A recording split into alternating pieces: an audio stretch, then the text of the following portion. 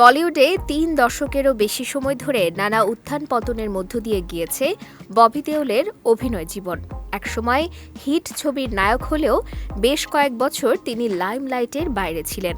তবে ২০২৩ সালে সন্দীপ রেড্ডি ভাঙার অ্যানিমাল ছবিতে তার দুর্দান্ত অভিনয় নতুন করে আলোচনায় আনে ববিকে। ১৯৭৭ সালে শিশুশিল্পী হিসেবে অভিনয় জগতে পা রাখেন ববি দেওল। এরপর ১৯৯৫ সালের বাদল ছবি দিয়ে ববি দেওল নায়ক হিসেবে আত্মপ্রকাশ করেন। তবে ১৯৯৭ সালের গুপ্ত সিনেমা তাকে এনে দেয় ব্যাপক জনপ্রিয়তা।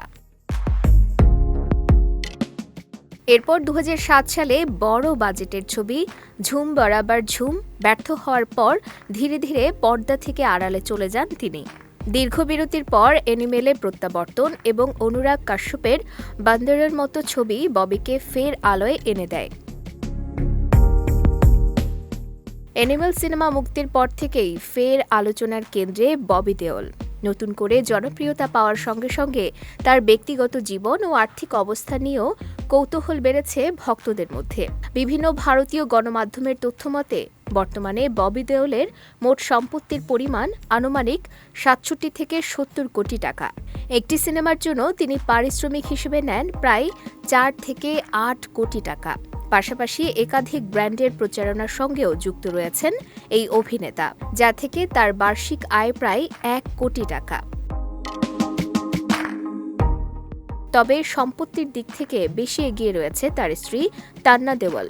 তিনি পেশায় বাড়ির অন্দরসজ্জা শিল্পী।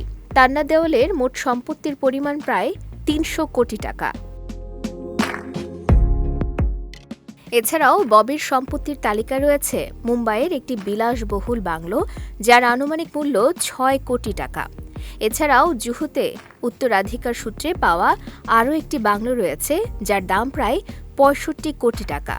ববির গাড়ির সম্ভারে রয়েছে রেঞ্জ রোভার ও মার্সিডিজ বেঞ্জের মতো গাড়ি।